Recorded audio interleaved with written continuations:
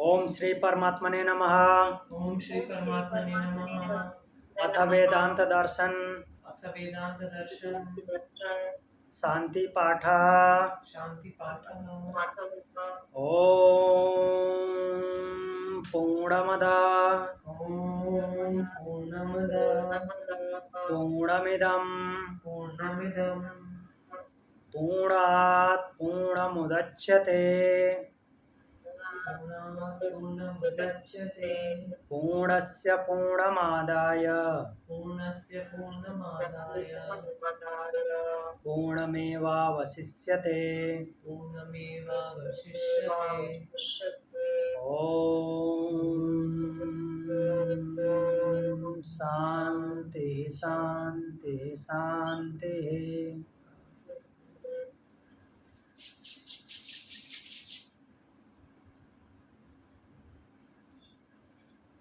वेदांत दर्शन प्रथम अध्याय द्वितीय पाद हम कल हमने पूर्ण किया था, जो कि यह प्रमाणित करना चाह रहे थे और प्रमाणित किए भी कि जो वैश्वानर शब्द आया है वह ब्रह्म का ही वाचक है, किसी और का नहीं, प्रकृति का या जीवात्मा का वाचक नहीं है।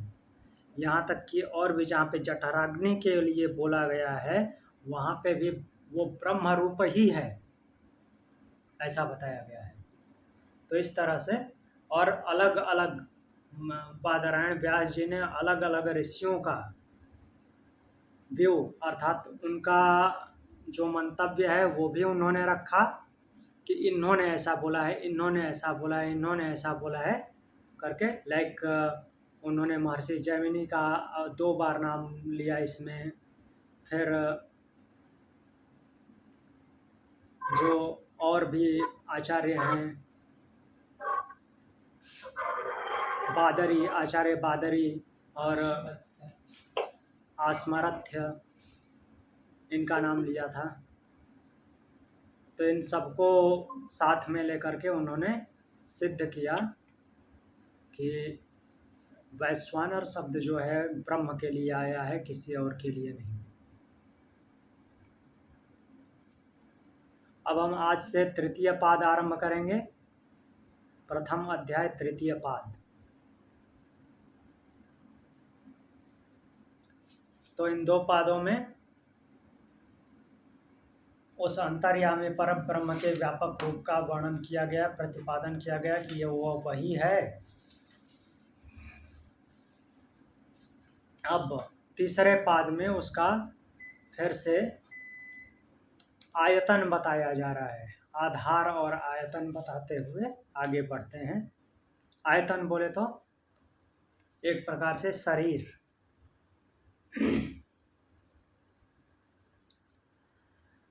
क्या क्या अपने में समाहित किए हुए है इस तरह से।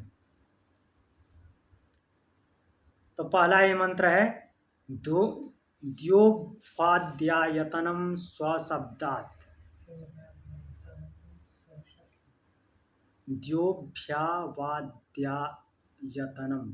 तो द्यो है, द्यो मतलब कि ऊपर के लोक।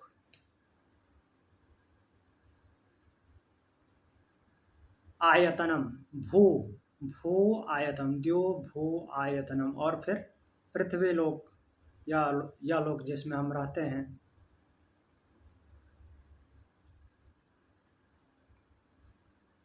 तो इन सब का उसको आयतन बताया गया है स्वशब्दात।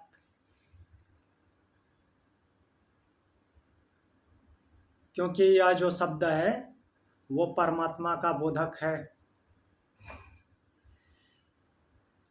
क्योंकि और कोई उनको समाहित कर ही नहीं सकता। द्यू और पृथ्वी को कौन समाहित करेगा अपने में।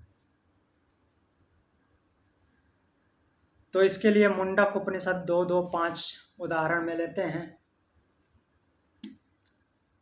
बोला गया है यस्मिन् द्यौ पृथ्वी च अंतरिक्षमोतम मनः स प्राणैश्च सर्वै तमैवैकं जानथ आत्मानमन्या वाचो विमुञ्चथा मृतस्यैष सेतु। तो इस मंत्र के माध्यम से बताया गया है कि जिसमें स्वर्ग, पृथ्वी और उसके बीच आकाश, स्वर्ग अर्थात द्युलोक, पृथ्वी यस्मिन द्यौ, जिसमें द्युलोक, पृथ्वी च अंतरिक्षा, अंतरिक्षम ओतम, और अंतरिक्ष, द्युलोक, पृथ्वी और अंतरिक्ष ओत है। ओत मीन्स उसी से परिपूर्ण है, वह सब में है। और फिर क्या बोल रहे हैं, मना सह प्राणैश्चैव सर्वे, मन के सहित प्राण भी जिसमें है, इन सब का आयतन वही है। तमेवैकं जानथ आत्मानमन्यावाचो विमुञ्चथामृतस्य सेतु। तो उस आत्मरूप परमात्मा को जानो और बाकी सबको क्या करो, विमुंच, छोड़ दो। यही अमृत का सेतु है, अमृतत्व का यही सेतु है, अमृतत्व का ब्रिज है। मीन्स इन सब कुछ का आयतन वही है और इनके द्वारा होते हुए उसके पास पहुंचा जाता है। तो इसलिए अमृतत्व का सेतु बताया गया है इनको।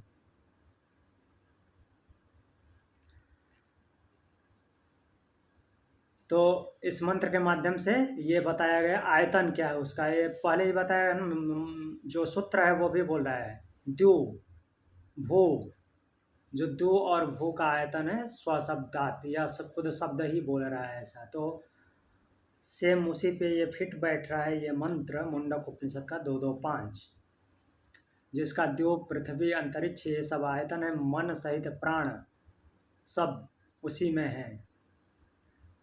तो उसको जानिए, दूसरी बातों को छोड़ दीजिए, वही अमृतत्व का सेतु है। फिर आगे बढ़ते हैं, आगे इसी बात को आगे बढ़ाते हैं। मुक्तोपसृव्यपदेशात्, मुक्त उपश्रेय व्यपदेशात्,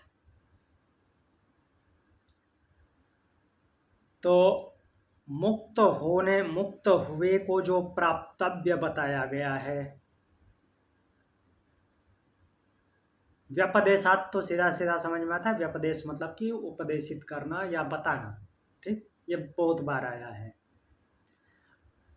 मुक्तो अपसृव्य, अपसृप्य मीन्स, अपसृप्य मीन्स जो अपने आप को उस स्थिति में उठा लिया, ठीक, अपने आप को ऊपर उठा लिया, अर्थात जो मुक्त अवस्था में चला गया, उसके द्वारा वह प्राप्त किया जाता है। तो क्या प्राप्त किया जाता है, प्रकृति प्राप्त किया जाता है या जीवात्मा प्राप्त किया जाता है? ब्रह्म प्राप्त किया जाता है। प्रकृति को प्राप्त होगा तो लिप्त हो जाएगा, और प्रकृति को तो पहले से ही प्राप्त है, उसको क्या प्राप्त करना है? और जीवात्मा खुद है ही। तो जब वो मुक्त होता है तो उसको प्राप्त करता है, ऐसा उपदेश किया गया है। तो जब मुक्त होता है तो जिसको प्राप्त करता है वो कौन है? ब्रह्म है, सीधी सी बात है। मुक्ति की पहचान क्या है? हाँ, मुक्ति की पहचान हम बहुत बार पढ़ चुके हैं। जो आपकी सुषुप्ति अवस्था है वो मुक्ति की पहचान है।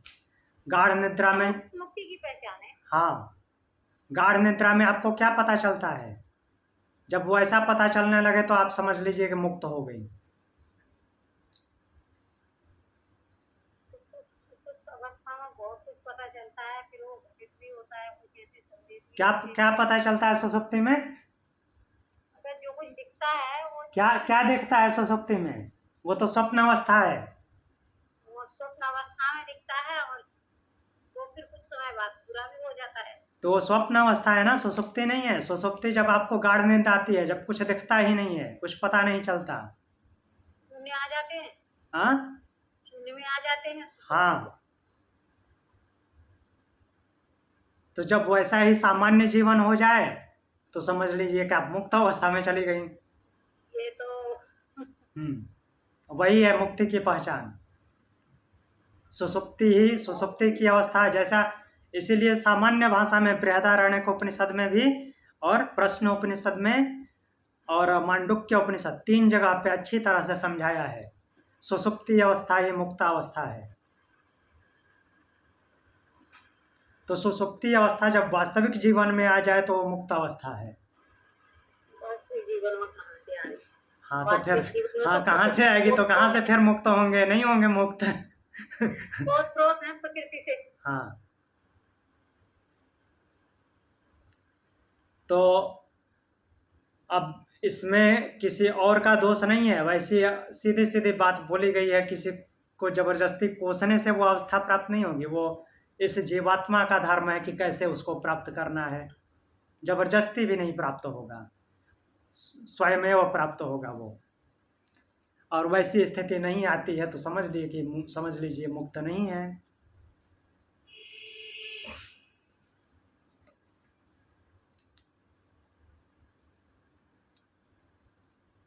तो आगे बढ़ें।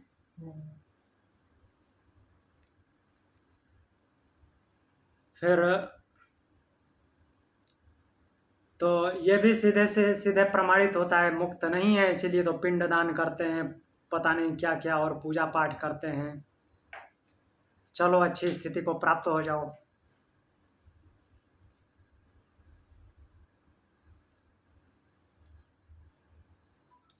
फिर हाँ ये देख रहे थे तो इसका अभी और आगे एक्सप्लेनेशन देख लेते हैं। मुक्तोपसर्प्यपदेशात, अर्थात मुक्त हुए जीवात्मा के लिए, मुक्त हुए, यहाँ पे जीवात्मा भी नहीं बोल सकते क्योंकि उसी को तो प्रूफ करना है कि ये है नहीं। तो मुक्त हुए प्राणी के लिए वो प्राप्तव्य बतलाया गया है। वो मुक्त हुआ जो भी है उसको प्राप्त करता है, तो ब्रह्म को प्राप्त करता है, न जीवात्मा को न प्रकृति को। तो उसके लिए एग्जाम्पल लिए हैं मुंडक उपनिषद 3:2-8। यथा नद्यः सन्दमाना समुद्रे अस्थं गच्छन्ति नाम रूपे विहाय, तथा विद्वानाम रूपाद्विमुक्तः परात् परम पुरुषमुपैति दिव्यम। जैसे नद्यः सन्दमाना समुद्रे अस्तः गच्छन्ति, जिस प्रकार से बहती हुई नदियाँ जब समुद्र में विलीन होती हैं तो वो क्या करती हैं, नाम रूपे विहाय, अपना नाम और रूप छोड़ देती हैं। वो कैसी दिखती थी ऊपर ज़मीन पे, वो समुद्र में दिखता है? नहीं दिखता। समुद्र के में जाने के बाद वो कौन सी नदी है कुछ पता चलता है? उसका नाम पता चलता है? नहीं चलता। तो नाम और रूप दोनों छूट जाता है जैसे समुद्र में जा कर के। वैसे ही तथा विद्वानाम रूपाद्विमुक्त परात् परम पुरुषमुपैति दिव्यम। तो वैसे ही जो मुक्त अवस्था में चला जाता है, अर्थात मुक्त स्थिति में चला जाता है, तो जब वो उस ब्रह्म को प्राप्त होता है तो उसका भी नाम और रूप छूट जाता है। वो कौन था, कैसा दिखता था, मीन्स कौन है, कैसा दिखता है, परमात्मा में विलीन होने के बाद वो पता नहीं चलता। वो ब्रह्म रूप हो जाता है, उसकी कोई अलग पहचान नहीं है। जब तक उससे अलग था तभी तक उसकी पहचान थी। सेम वैसे ही जैसे कि नदियों की पहचान होती है। जब तक समुद्र से अलग है जहाँ तक, वहीं तक उसका रूप भी है, वहीं तक उसका नाम भी है। समुद्र में विलीन होने के बाद न तो उसका रूप है कि वो नदी कैसी है, और न ही उसका नाम है कि वो कौन सी नदी है। वैसे ही ये जब प्राणी वो ब्रह्मी भाव में पहुंच जाता है, ब्रह्म में विलीन हो जाता है, तो उसका नाम और रूप समाप्त हो जाता है, उसकी कोई पहचान नहीं बचती। वो ब्रह्म ही हो जाता है, एक हो जाता है। तो मुक्त हुए के द्वारा वो प्राप्तव्य है, ऐसा बतलाया गया है। तो इसलिए वो ब्रह्म ही है और दूसरा कोई नहीं है। तो यहाँ पे मुंडक उपनिषद 2:2-5 का भी एग्जाम्पल लिया गया है।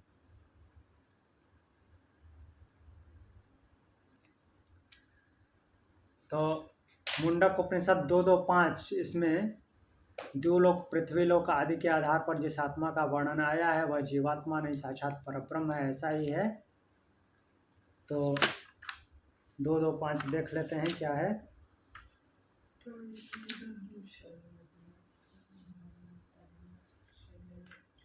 2.2.5 है यस्मिन् देव पृथ्वी चांतरिक्षम मोत्तम मनसा प्राणश्च सर्वे तमैवैकं जानथ आत्मानमन्या वाचो विमुंचथा मृतस्य यह सेतु हो। सेम वही ब्रह्म की स्थिति का वर्णन है जिसमें द्यौ पृथ्वी और अंतरिक्ष तथा सभी प्राणी, पहले पिछले मंत्र में हमने इसको देखा है, उसी में गुथे हुए हैं, उसी में ओतप्रोत हैं, अर्थात वही उनका आयतन है।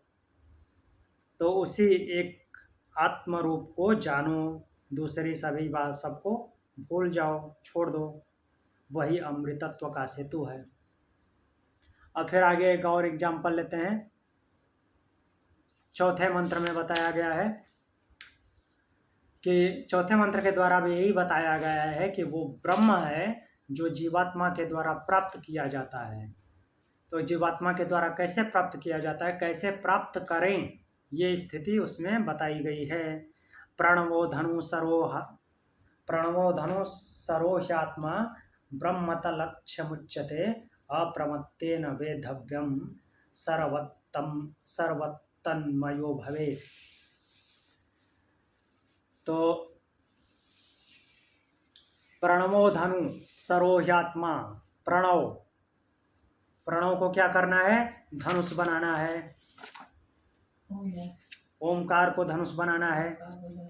उससे पहले वाले मंत्र में इसका ओमकार धनुष कैसे है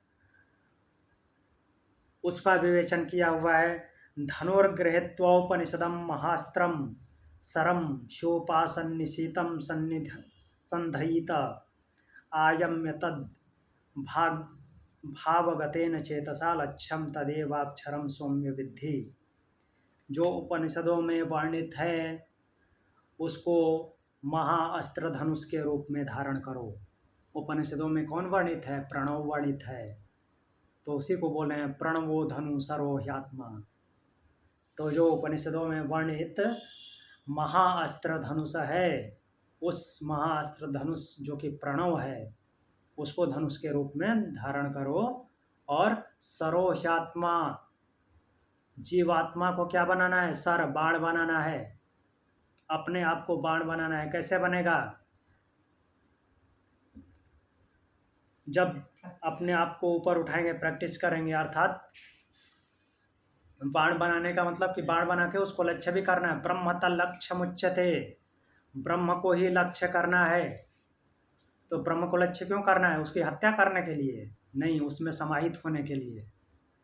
समाहित कब होंगे, जब अपने आप को वैसा बना लेंगे, अर्थात ये स्थूल शरीर को छोड़ करके सूक्ष्म शरीर से भी मुक्त हो करके जब कैसे कहाँ कौन सी स्थिति में चले जाएंगे,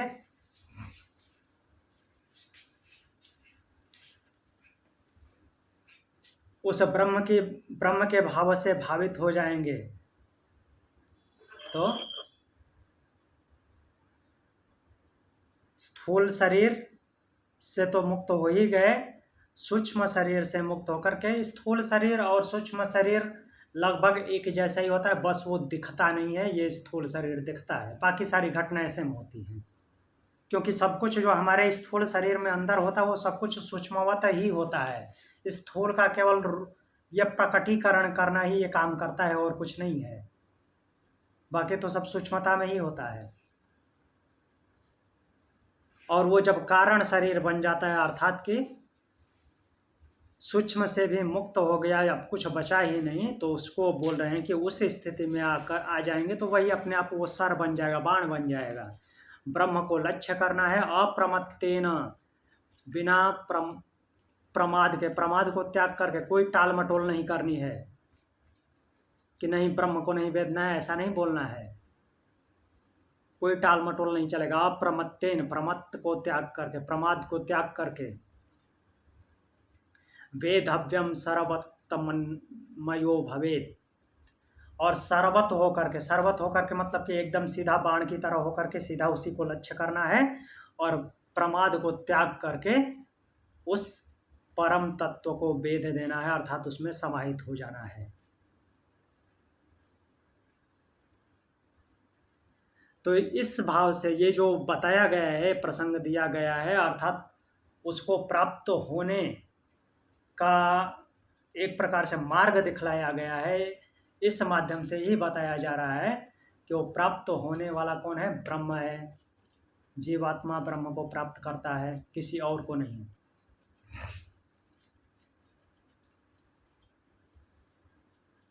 तो कई एग्जाम्पल दे दिए कि वो जिसको प्राप्त करते हैं वो ब्रह्म ही है और दूसरा कोई नहीं। जो सबका आयतन है वह ब्रह्म ही है। आगे बढ़ते हैं। आगे शंका होती है कि पृथ्वी आदि संपूर्ण जो भूत हैं, प्रपंच, ये पूरा प्रपंच जो है प्रकृति का कार्य है।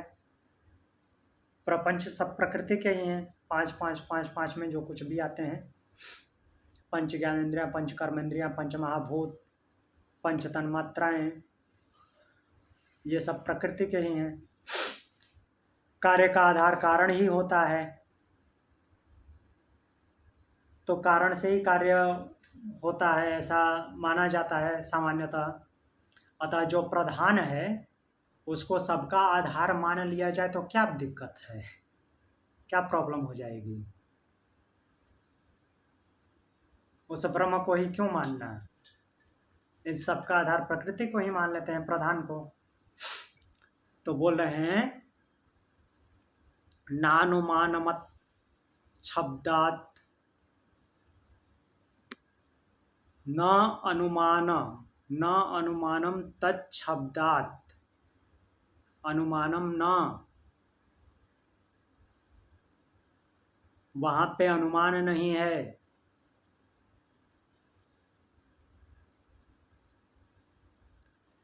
जैसे किसी चीज कुछ चीज है, लाइक जैसे कि धुआं और आग का एग्जाम्पल लिया जाता है। धुआं दिख रहा है तो अर्थात अग्नि भी होगी। फेमस एग्जाम्पल है, सामान्य जनरल में भी और उपनिषदों में भी, और भी इसी तरह के एग्जाम्पल होते हैं। तो यहाँ पे बोला गया कि अनुमान प्रमाण भी यहाँ पे नहीं है कि प्रकृति उसका आयतन हो सकता है, ऐसा अनुमान भी नहीं किया जा सकता। तो कैसे हम प्रकृति को मान लें कि प्रकृति इनका आधार है? प्रपंच होने से आधार थोड़ी ना हो जाएगा।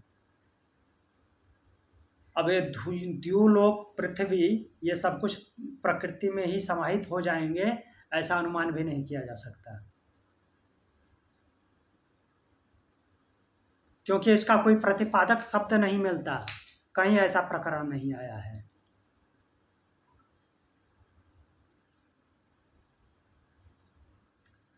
तो इसी बात को बता रहे हैं कि कहीं पे ऐसा शब्द प्रयोग ही नहीं हुआ, कहीं ऐसा बताया ही नहीं गया है कि द्यूलोक, पृथ्वी आदि सब कुछ का आधार ये प्रकृति है।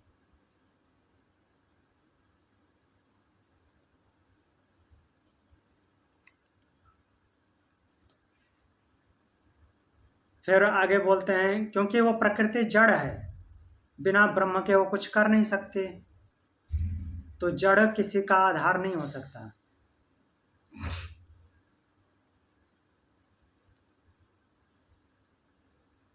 फिर आगे बोलते हैं क्योंकि इधर भी देखिए लिखा है, वह जगत का कारण नहीं है, यह बात तो पहले से सिद्ध की जा चुकी है, अतः उसे कारण बताकर इसका आधार मानने की कोई संभावना ही नहीं है, कोई अनुमान ही नहीं हो सकता।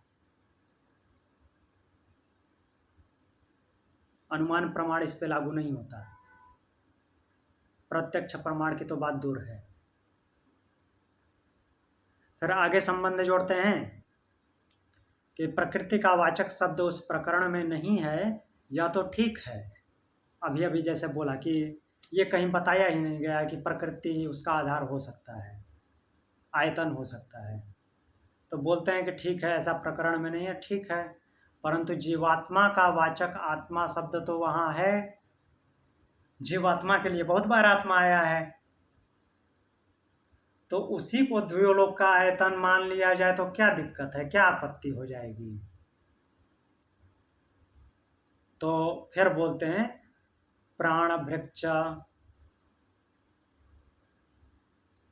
प्राणभिक्ष मीन्स प्राण भी, जो प्राणधारी जीवात्मा है वो भी ऐसा नहीं है कि वो द्व्योलोक आदि का आधार है।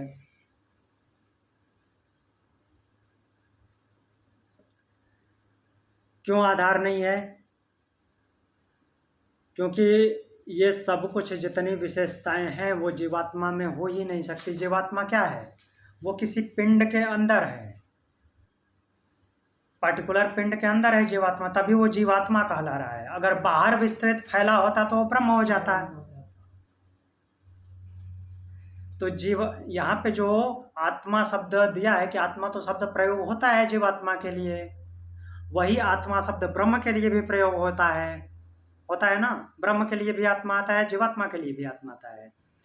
तो जीवात्मा को उसका आयतन मान लिया जाए तो क्या दिक्कत है? तो इसमें यही बता रहे हैं कि प्राणधारी जीवात्मा ऐसा नहीं हो सकता, आयतन नहीं हो सकता। ये ठीक बात है कि आत्मा उसके लिए भी आता है, ब्रह्म के लिए भी आता है, दोनों के लिए आता है।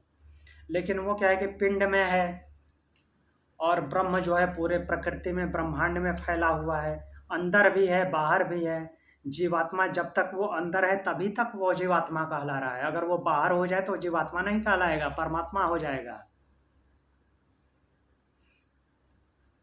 तो इसलिए वो उसका आयतन नहीं हो सकता। तो ये इन दोनों में अगर कुछ भी डिफ्रेंशिएट नहीं कर सकते तो ये एक विशिष्टता है। जीवात्मा और ब्रह्म की पहचान क्या है? अपर रूप में भी। परब्रह्म तो परब्रह्म ही निर्लिप्त है, वो अंदर भी है बाहर भी है। लेकिन अपर रूप में भी जो शरीर एक पिंड के अंदर जो है वो जीवात्मा है, और पूरी प्रकृति में जो विस्तृत है वो परमात्मा है। ये परमात्मा कंटिन्यूटी में रहता है, वो प्रकृति के साथ में होते हुए कंटिन्यूटी में रहता है। ये शरीर को छोड़ता है, दूसरा शरीर ग्रहण करता है। जीवात्मा का मतलब सूक्ष्म शरीर। सूक्ष्म शरीर एक स्थूल शरीर को छोड़ेगा, दूसरा स्थूल शरीर ग्रहण करेगा। ये ब्रह्म का काम नहीं है। वो अपर ब्रह्म रूप में भी वो परमानेंट है। वो एक प्रकृति को छोड़कर दूसरी प्रकृति को ग्रहण नहीं करता।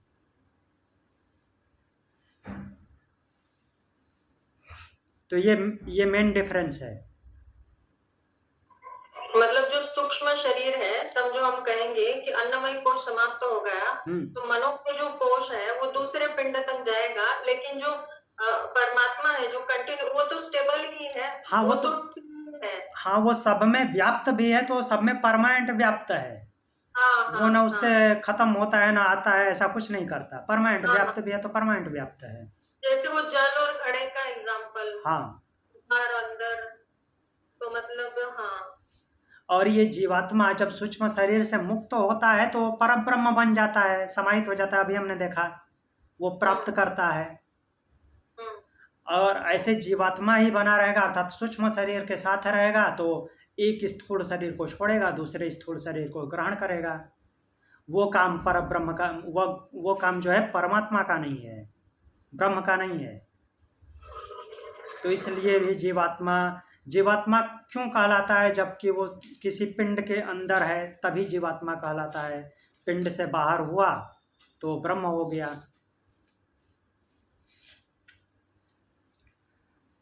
तो इसलिए वो जीवात्मा, उसके लिए आत्मा शब्द तो आता है, लेकिन आत्मा शब्द आने से वो द्युलोक, पृथ्वीलोक या और किसी का आयतन नहीं हो सकता।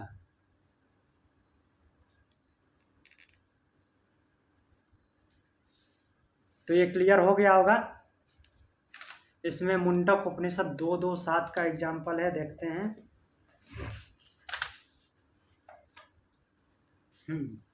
तो 2:2-7 में बोला गया है, यह सर्वज्ञ सर्वविद्यस्यैष महिमा भुवि दिव्ये ब्रह्मपुरे ह्येष यो व्योम्नयात्मा प्रतिष्ठितः मनोमयः प्राणशरीरनेता प्रतिष्ठितो अन्ये हृदयं सन्निधाय तन्निज्ञानेन परिपश्यन्ति धीरा आनंद रूपम। अमृतम यद विभाति। तो ये एग्जाम्पल लिया गया है कि जो हमेशा सर्वदा सर्वज्ञ, सर्वज्ञ मन सब कुछ जानने वाला, सर्वविद सबको जानने वाला, यस्य भुवि एष महिमा, जिसकी संपूर्ण जगत में महिमा है, एष ही आत्मा, वही यह आत्म तत्व है अर्थात परब्रह्म है। दिव्य व्योमनी, तो जो दिव्य आकाश में ब्रह्मपुरे ब्रह्मलोक में प्रतिष्ठित है, प्राण शरीर नेता, और प्राण और शरीर का वो नेता है, प्राण और शरीर का मालिक है। मनोमय हृदयम सन्निधाय, वही मनोमय भी है और वही सबके हृदय में स्थित है। अन्य प्रतिष्ठितम, वही स्थूल शरीर में भी वही प्रतिष्ठित है। अंतर बाहर, अंदर बाहर, अंतर बाहर दोनों तरफ है ना, तो वही है। जो आनंद, यत आनंद रूपम, जो आनंद स्वरूप है, अमृत है, विभाति प्रकाशित होता है। धीर लोग उसको ऐसा जान करके, विज्ञाय जान करके उसको ही प्राप्त होते हैं। परिपश्यन्ति, उसको ऐसा देखते हैं और उसको ही प्राप्त होते हैं। तो यहाँ पे हर तरह से उसको प्राप्त होने की बात बताई जा रही है, और इसलिए वही सबका आयतन हो सकता है, कोई और नहीं। अभी प्रकृति को हमने कैसे रिजेक्ट किया, जीवात्मा को कैसे रिजेक्ट किया, वो भी देख लिया। प्रकृति भी नहीं हो सकता सबका, उन सबका आयतन, और न ही जीवात्मा हो सकता है। अब आगे सूत्र में बोलते हैं भेद व्यपदेशात, भेद के कारण ऐसा बोला गया कि भेद के कारण भी ऐसा नहीं हो सकता, दोनों में भेद है। वो भेद भी हमने अभी देख लिया एग्जाम्पल से। भेद वही है कि जीवात्मा शरीर के अंदर है, पिंड के अंदर है, और परमात्मा सर्वव्यापी है, पूरे प्रकृति में और पूरे ब्रह्मांड में व्याप्त है। जीवात्मा चूंकि सूक्ष्म शरीर वाला है, सूक्ष्म शरीर वाला है तभी वो जीवात्मा कहलाता है। वो एक पिंड को छोड़ता है, दूसरे पिंड को ग्रहण करता है। परमात्मा ऐसा नहीं करता, वो परमानेंट है जहाँ पे भी है।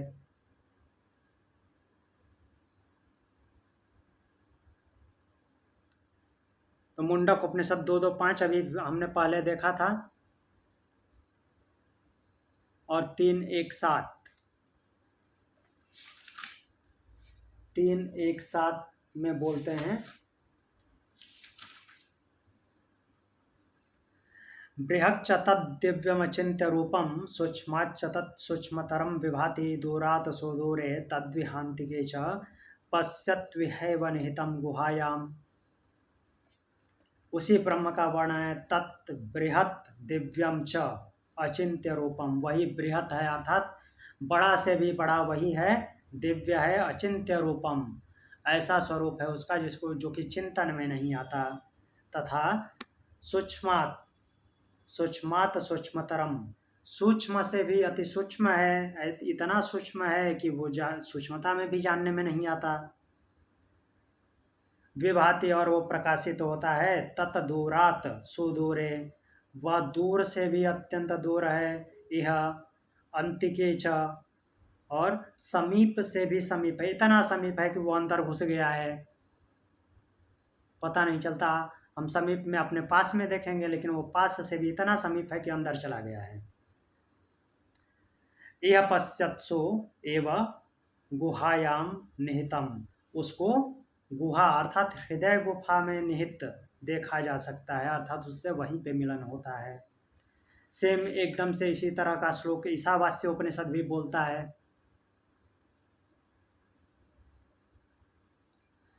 तो इस तरह से सिद्ध होता है कि वही सबका आयतन है। अब संबंध आगे जोड़ रहे हैं। जीवात्मा और जड़ प्रकृति दोनों ही द्युलोक आदि के आधार नहीं है,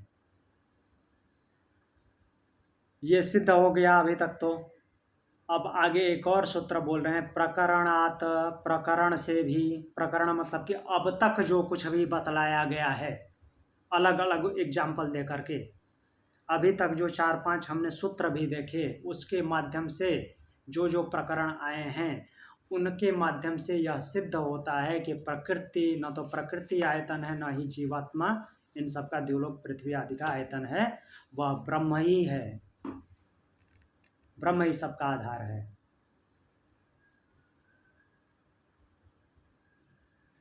फिर आगे बोलते हैं स्थित्य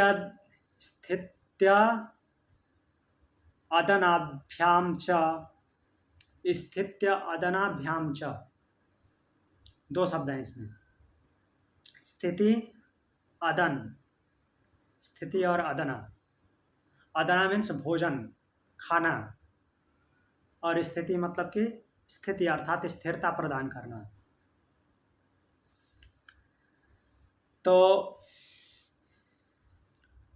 जो साक्षी अर्थात साक्षी रूप से स्थिति अर्थात वो सबकी जो सबको स्थिति प्रदान करता है, सभी उसमें समाहित होते हैं, सभी उसी में स्थिर हैं। और जो भोजन अर्थात सुख दुख रूपी विषयों का भोग बताया गया है, वह इससे भी जीवात्मा और परमात्मा में भेद होता है। एक जो है स्थिति प्रदाता है और एक जो है भोग करने वाला है, दूसरा भोग नहीं करता।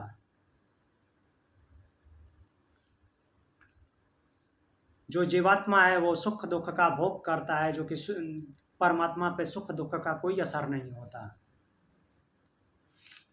मुंडक उपनिषद 3:1-1।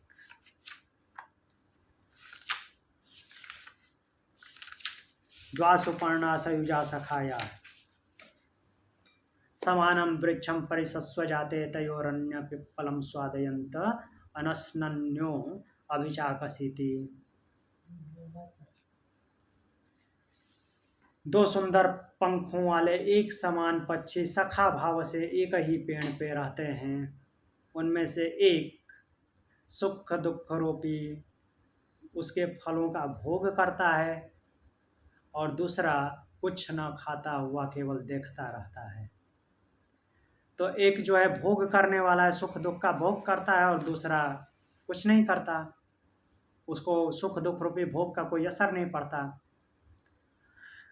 एक में जो है सबकी स्थिति है नहीं, वो जीवात्मा है, दूसरा जो है सबको स्थिति प्रदान करता है। देखिए वही उदाहरण दिया हुआ है, द्वासुपर्णा सयुजा सखाया समानं वृक्ष परिसस्वजाते।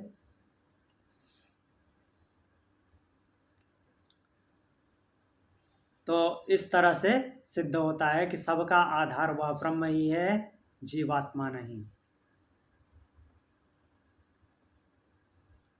अब अगला संबंध देखते हैं।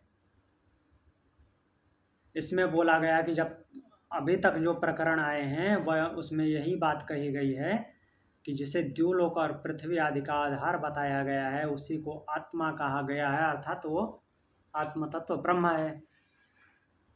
ठीक।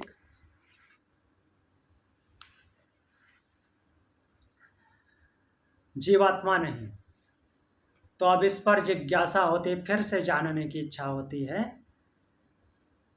अब ठीक है, बहुत मांडुक्य मुंडक उपनिषद का बेस बना करके ब्रह्म को सिद्ध कर लिए कि वो सब कुछ ब्रह्म है, लेकिन छांदोग्य उपनिषद के 7वें अध्याय में नारद जी जो हैं सनत कुमार के पास जाते हैं। नारद जी द्वारा आत्मा का स्वरूप पूछे जाने पर सनत कुमार जी उनको क्रम से बताते हैं, नाम वाणी मन संकल्प चित्त ध्यान विज्ञान बल अन्न जल तेज आकाश स्मरण और आशा, ऐसे सीक्वेंस में बताते हैं कि ये एक से बढ़कर एक ऐसे हैं। फिर अंत में प्राण को इन सब की अपेक्षा बड़ा बता करके उसी की उपासना करने के लिए कहा है। उन्होंने प्राण की उपासना करने को बोला है। उसे सुनकर नारद जी ने फिर कोई प्रश्न नहीं किया।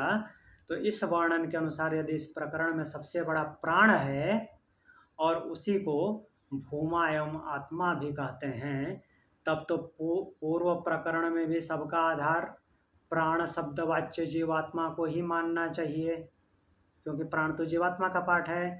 प्राण अंदर शरीर में अंदर फंक्शन करवाता है सब कुछ का। तो इसका समाधान करने के लिए आगे प्रकरण आरंभ किया जाता है। तो अब ये प्रकरण हम थोड़ा लंबा चलाएंगे, क्योंकि हम ये छांदोग्य उपनिषद में ये प्रकरण जो है सनत कुमार नारद संवाद हमने पढ़ा नहीं है, तो इस माध्यम से सनत कुमार नारद संवाद पढ़ेंगे।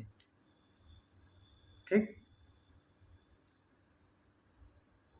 तो पहले हम सूत्र देख लेते हैं। भूमा, भूमा शब्द आया है। भूमा किसके लिए आया है? जो सब कुछ को धारण करता है, सबसे बड़ा, वो कौन है? ब्रह्म के लिए प्रयुक्त होता है। लेकिन यहाँ पे तो बोला गया है कि इस छांदोग्य उपनिषद में प्राण को सबसे ऊपर बता करके उसके बाद नारद जी प्रश्न पूछना बंद कर देते हैं। तो अब उसको क्या बोला गया है? वो भूमा है। भूमा शब्द यूज करते हैं, उसमें भी यूज करते हैं, सनत कुमार जी प्रयोग किए हैं, इसीलिए उसको एग्जाम्पल के रूप में लिया गया है।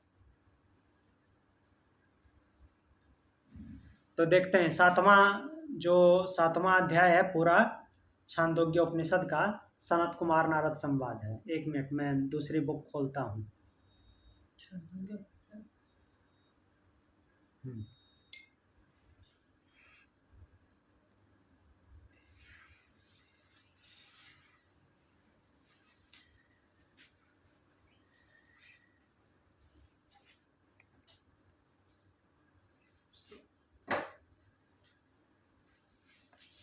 तो छांदोग्य उपनिषद हम खोल लेते हैं, इसके बाद देखते हैं।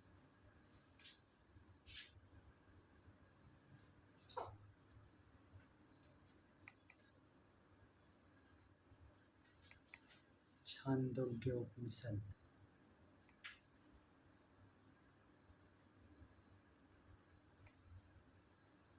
छांदोग्य उपनिषद में कौन सा चैप्टर? 7th chapter.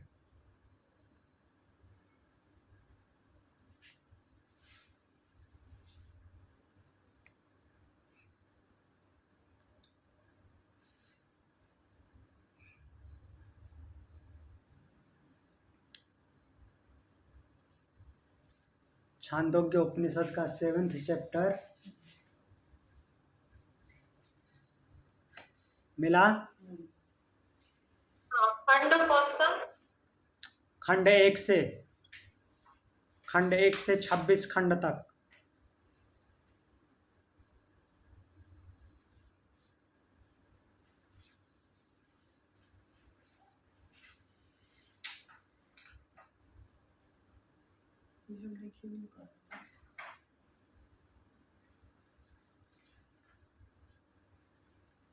उससे पहले वाला चैप्टर जो 6th चैप्टर है वो भी काफ़ी महत्वपूर्ण है, जिसमें आरुणि और उनके पुत्र जो हैं,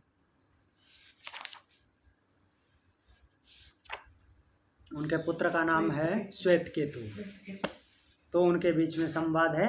वही श्वेत केतु जो बृहदारण्यक में राजा के द्वारा प्रश्न पूछे जाने पे एक भी प्रश्न का उत्तर नहीं दे पाते हैं और चिढ़ करके वापस अपने पिता को आकर के बोलते हैं कि आपने क्या पढ़ाया है। बोल रहे हैं कि पूरी ब्रह्म विद्या दे दी और मेरे को एक भी प्रश्न का उत्तर आया नहीं है।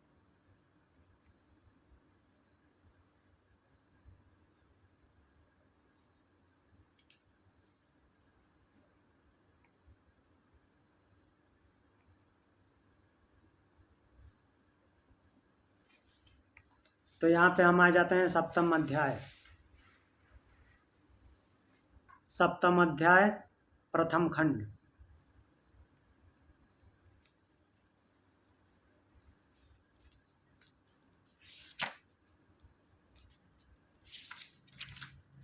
तो यहाँ पे नारद जी जो हैं सनत कुमार जी के पास गए हैं। सनत कुमार कौन है पहले ये बताइए? वो ब्रह्मा जी के पुत्र हैं। हाँ, ब्रह्मा जी के मानस पुत्र हैं। तो सनत कुमार जो हैं वो सनकादिक ऋषि जो हैं, सनकादिक ऋषि के जो कि वो 4 लोग थे। नारद जी के अग्रज हैं। 4 छोटे छोटे बच्चे, परमानेंट बच्चे, उनमें सनत कुमार हैं। तो सनत सनंदन ऐसे कुछ नाम है ना उनके? हाँ। सनत सनंदन और कुछ सनक, सनंदन, सनातन, सनत कुमार, कुछ तो वही सनत कुमार नारद जी के गुरु बने हैं। क्योंकि वैसे भी नारद जी से अग्रज हैं, भले ही शरीर में देखने में उनसे बच्चे लगते हैं, बड़े सीनियर। ये वही सेम ना जिन्होंने जय विजय को श्राप दिया था? हाँ जी, जय विजय को श्राप दिया था असुर बनने का। तो अब यहाँ पे हम आ जाते हैं 7वें अध्याय के प्रथम खंड के प्रथम मंत्र पे। बोला जा रहा है ओम अधि भगवा इति होम ससाद सनत कुमार नारदस्तहोवाच यद्वेत्थ तेन नोपसीद ततस्य ऊर्ध्वं वक्ष्यामिति स होवाच। तो नारद जी बोलते हैं, उनके पास गए हैं सनत कुमार जी के पास, और वहाँ पे बोलते हैं कि हे भगवान मुझे उपदेश कीजिए कि नहीं, वो इतना ही बोले हैं कि मुझे उपदेश कीजिए। सनत कुमार जी से बोलते हैं, अर्थात उनको अपना गुरु स्वीकार किए हैं। तो सनत कुमार जी बोलते हैं पहले तुम जो कुछ भी जानते हो, नारद जी को बोलते हैं कि हे नारद जो तुम जो कुछ भी जानते हो पहले उसको मुझे बताओ, पहले मुझे पता तो चले कि जानते कितना हो, उसके आगे से बताऊंगा, शुरू से बता के क्या फायदा है। तो जो कुछ जानते हो उसको क्यों बताऊंगा, पहले आप बताओ कि क्या जानते हो,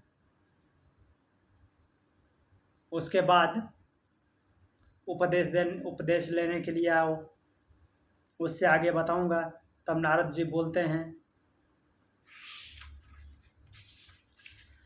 नारद जी क्या बोलते हैं, ऋग्वेदम भगवो अध्येमि यजुर्वेद सामवेदम अथर्वणम चतुर्थम इतिहास पुराणम पंचमम वेदानां वेदम पितृं राशिं देवं निधिं वाको वाक्यमेकायनं देव विद्यां ब्रह्म विद्यां भूत विद्यां छत्र विद्यां नक्षत्र विद्यां सर्प देवजन विद्यामेतद् भगवतो अध्येमि।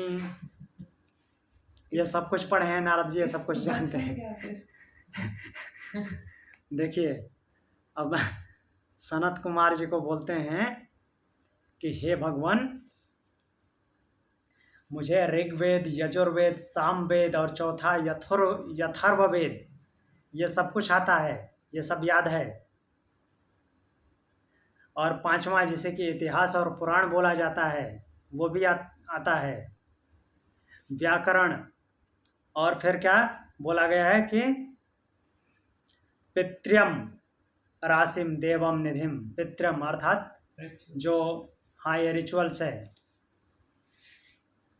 वो भी आता है, श्राद्ध कल्प, गणित और दैव निधिम। दैव निधिम मीन्स जो देने से संबंधित है, अर्थात उत्पत्ति ज्ञान। निधि शास्त्र, तर्क शास्त्र, नीति शास्त्र, देव विद्या ब्रह्म विद्या भूत विद्या, छत्र विद्या अर्थात युद्ध कला, वो भी पता है नारद जी को। नक्षत्र विद्या, सर्प विद्या, सर्प विद्या मतलब कि विष को समाप्त करने की विद्या, और देवजन विद्या, नृत्य, संगीत, ये सब कुछ आता है। हे भगवान यह सब मैं जानता हूँ, नारद जी सनत कुमार को बोल रहे हैं। ऋग्वेद यजुर्वेद सामवेद अथर्ववेद इतिहास पुराण, और इसके अलावा व्याकरण, श्राद्ध, गणित, उत्पात, निधि शास्त्र, तर्क शास्त्र, नीति शास्त्र, देव विद्या ब्रह्म विद्या भूत विद्या छत्र विद्या नक्षत्र विद्या सर्प विद्या देवजन विद्या, नृत्य, संगीत, ये सब कुछ मुझे आता है। सो अहम भगवो मंत्र विदेवास्मि नात्मविच्छुतं ह्येव मे भगवद्दृश्येभ्यस्तरति शोकमात्म विधीय सो अहम भगवा शोचामि तम्मा भगवाच्छोकस्य पारं तारयत्वेति तम होवाच यद्वै किंच तथ्यगिष्ठानामे वैतत्। तो आप आगे क्या बोलते हैं? तो अभी सबको पता चल गया नारद जी को क्या क्या आता है, केवल नारायण नारायण नहीं बोलते हैं। तो आगे बोलते हैं कि हे भगवान, सनत कुमार को बोल रहे हैं कि हे भगवान, बट इतना सब कुछ जानने के बाद वो क्यों आए हैं, सनत कुमार के पास क्यों आए हैं? बोल रहे हैं कि इतना सब कुछ जानने के बाद मैं मंत्रवेत्ता ही हूँ, अर्थात उनको शब्द ज्ञान है, केवल उसको धारण नहीं किए हैं। आत्मवेत्ता नहीं हूँ, आत्म तत्व को नहीं जानता। मैंने आप जैसों से सुना है, अर्थात आप जैसे आपके लेवल के जो ज्ञानी हैं उनसे मैंने सुना है कि आत्मवेत्ता शोक को पार कर लेता है। आत्मवेत्ता को शोक नहीं होता, जो आत्म तत्व को जानता है वो शोक से मुक्त हो जाता है। जो अभी माता जी ने पूछा था कि वो स्थिति कब होती है, तो हमने देखा था सुषुप्ति में वो स्थिति होती है। जैसे सुषुप्ति में अवस्था में होती है, वैसी नॉर्मल स्थिति हो जाए तो समझ लीजिए कि मुक्त हो गए। तो सुषुप्ति में कोई शोक करता है? पता ही नहीं चलता शोक क्या करेगा। तो वही बोल रहे हैं कि आप जैसे लोगों से मैंने सुना है कि आत्मवेत्ता शोक नहीं करता, लेकिन मैं तो शोक करता हूँ। बोल रहे हैं कि आत्मवेत्ता शोक नहीं करता, ऐसा हमने आप जैसे ज्ञानियों से सुना है। और हे भगवान, मैं शोक करता हूँ। तो मैं सीधी सी बात है कि आत्मवेत्ता नहीं हूँ, उन्होंने खुद ही स्वीकार कर लिया। तो ऐसे मुझको हे भगवान शोक से पार कर दीजिए, अर्थात आप तो आत्म तत्वज्ञ हैं, मुझे भी आत्म तत्व ज्ञानी बना दीजिए। तब सनत कुमार उनसे कहते हैं कि तुम यह जो कुछ जानते हो वह नाम ही है, मीन्स नाम मात्र है। अर्थात वो भी बता रहे हैं कि तुमको केवल इसका शब्द और अर्थ का ज्ञान है और उसको धारण नहीं किए हो, इसलिए शोक करते हो। कोई क्वेश्चन? सर, ये जो सारी विद्याएं वो जानते हैं, हाँ, ये सारा अपर में आता है। हाँ जी। तो ये सारा अपर में आता है, लेकिन अगर ये धारण करेंगे तो पर का ज्ञान हो जाएगा। हाँ, इन सबको जानेंगे, इन सबको जान करके उस ब्रह्म की स्थिति को जानेंगे, तो जब शोक मुक्त हो जाएंगे तो पर का ज्ञान हो जाएगा। अभी ये सब जानते हुए भी उसको ठीक से अप्लाई भी नहीं कर पाते तो शोक होता है। हाँ, मतलब उन्होंने कहा हाँ, ना सनत कुमार ने जी कि आप तो नाम मात्र जानते हो। जी। तो मतलब ये जो है हाँ, नारद जी वो नाम मात्र जानते हैं, वो अगर धारण करेंगे हम्म, तो फिर पर विद्या की तरफ आगे बढ़ेंगे। जी। हाँ, सही बात है। अब आगे हम देखते हैं, एक मंत्र और देख लेते हैं। हाँ, सॉरी, एक और, ये उत्पात ज्ञान क्या है? गणित के बाद जो उत्पात ज्ञान वो है जिसमें बौखलाहट होती है, बेचैनी होती है, लाइक आसुरी टाइप का ज्ञान, आसुरी विद्या। अच्छा, मतलब ये साइकोलॉजी से कनेक्टेड है? हाँ, साइकोलॉजी से कनेक्टेड बहुत सारी चीजें हैं, जिसमें मीन्स जीवात्मा या प्राणी शांत भाव से नहीं रहता, आसुरी भाव में रहता है। अच्छा, और निधि शास्त्र मतलब अकाउंट्स? हाँ,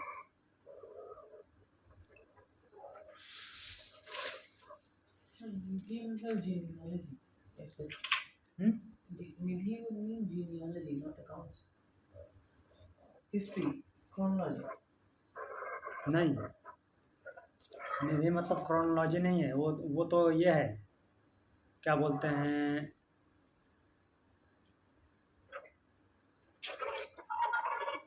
एक मिनट, जो निधि शास्त्र है, निधि शास्त्र वही है जो मीन्स प्रॉपर्टी से रिलेटेड।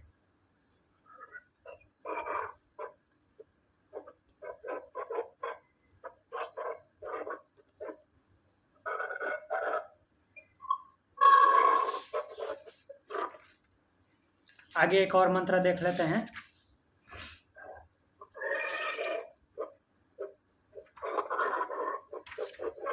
तो बोल रहे हैं कि नाम वा ऋग्वेदो यजुर्वेद सामवेद अथर्वण चतुर्थ इतिहास पुराण पंचमो वेदानां वेद पितृयोराशिर्देवो निधिर्वाको वाक्यमेकायां देव विद्या ब्रह्म विद्या भूत विद्या छत्र विद्या नक्षत्र विद्या सर्प देवजन विद्या नाम वैद नामोपास्वेते। तो फिर से वही सारे नाम ले रहे हैं। नाम वा ऋग्वेदो, ऋग्वेद नाम है अर्थात जो ऋग्वेद नाम रूप में जानते हो, तथा यजुर्वेद सामवेद चौथा अथर्ववेद पांचवा इतिहास पुराण और वेदों का वेद जो कि व्याकरण अर्थात भाषा को सही से लिखने की कला, लिखने पढ़ने की कला, श्राद्ध कल्प गणित उत्पात ज्ञान निधि ज्ञान तर्क शास्त्र का ज्ञान नीति शास्त्र निरुक्त वेद विद्या भूत विद्या धनुर्वेद जो कि छात्र विद्या है और ज्योतिष और सर्प विद्या जिसको कि गारुण विद्या भी बोलते हैं, अर्थात उस मंत्र को बोलने से स्वाभाविक सी बात है कि गरुण आ जाएंगे सर्प को निगलने के लिए। संगीत कला आदि शिल्प विद्या, ये सब के सब नाम रूप से जानते हो, तो अब नाम रूप की उपासना करो, नाम की उपासना करो। नाम से जानते हो, नाम की उपासना करो, ऐसा बोलते हैं। नाम की उपासना करो मतलब कि जिसको जानते हो, जो तुम्हें अब तक ज्ञान है, उपासना, निकट आसन लगाओ, उसके नज़दीक बैठो, तभी और उसको इनकलकेट करोगे। तो इस खंड का मतलब क्या है? हाँ, नाम जो है, यहाँ पर नाम आया है 2 बार, पिछले मंत्र में और अभी के। तो नाम का यहाँ पर मतलब क्या मतलब है? ब्रह्म मतलब है या नाम मात्र? हाँ, नाम का मतलब नाम मात्र, मतलब कि उसको शब्द रूप में जानते हो, शब्द से, जैसे कि दिमाग में भर रखे हो, उसका यूज नहीं करते हो, अप्लाई नहीं करते हो। तो उसी के लिए बोल रहे हैं कि उसकी उपासना करो, उसके नज़दीक बैठो, उसको जानो, धारण करो। तो इसमें एक और मंत्र बचता है इस खंड में, उसको देख लेते हैं। बोलते हैं कि स यो नाम ब्रह्मेत्युपास्ते यावन्नाम्नो गतं तत्रास्य यथा कामचारो भवति यो नाम ब्रह्मोत्युपास्ते अस्ति भगवो नाम्नो भूय इति नाम्नो वाव भूयो अस्तीति तन्मे भगवान ब्रवीत्विति। तो यह जो नाम है वही ब्रह्म है। इस भाव से जो उपासना करता है, तो उसकी जहाँ तक गति होती है, अर्थात जितना तुम्हारे दिमाग में आता है, उसको जानने में जो आता है, उसको वो प्राप्त हो जाता है, ऐसा बोल रहे हैं कि जो इस भाव से जानता है, मीन्स जितना जानता है, उसके दिमाग में जो कुछ भी उसके बारे में चलता है, उसको वो प्राप्त होता है उपासना करने से, अर्थात उसके निकट बैठने से, उसका मनन करने से। एक्चुअली बात यह है, यहाँ पे मनन शब्द डायरेक्टली यूज नहीं करें क्योंकि आगे मन की बात आएगी। तो भाव वही है, मनन करने का भाव, मीन्स जो जानते हो उसका चिंतन करो। तो उसका चिंतन करता है, जो कोई भी ऐसा जानता है और उसका चिंतन करता है, तो उसको प्राप्त होता है, और उसको ब्रह्म मान करके ऐसा करना है। तो नारद जी बोलते हैं कि भगवान, नाम से भी कुछ बड़ा है क्या? नाम से कुछ अधिक है? तो सनत कुमार बोलते हैं हाँ, नाम से अधिक है, अर्थात जो केवल नाम रूप में जानता हूँ उससे कुछ ज़्यादा है। तो बोलते हैं हाँ है। तो नारद जी बोलते हैं तो हे भगवान, मुझे आप उसे ही बताइए, आप उसको बता दीजिए क्या है। तो अब उसको हम कल बताएंगे सनत कुमार के माध्यम से। मतलब ये ऐसा हो गया था जो उन्होंने प्रश्न पूछा था ना, वो क्या है जो जानने के बाद सब कुछ जाना है, तो उन्होंने अपर और पर विद्या कही थी। हाँ तो ये उसी की तरफ जा रहा है। हाँ, इसमें संवाद थोड़ा लंबा है। जैसे कि सौनक जी ने उनको अंगिरा से पूछा था कि किसको जानने के बाद सब कुछ जाना हुआ हो जाता है, तो वो पर और अपर विद्या बताए थे। तो यहाँ पे अपर विद्या ही चल रही है। ठीक है, आज के लिए इतना ही, आगे कल देखेंगे। प्रणाम। ओम शांति। ओम शांति।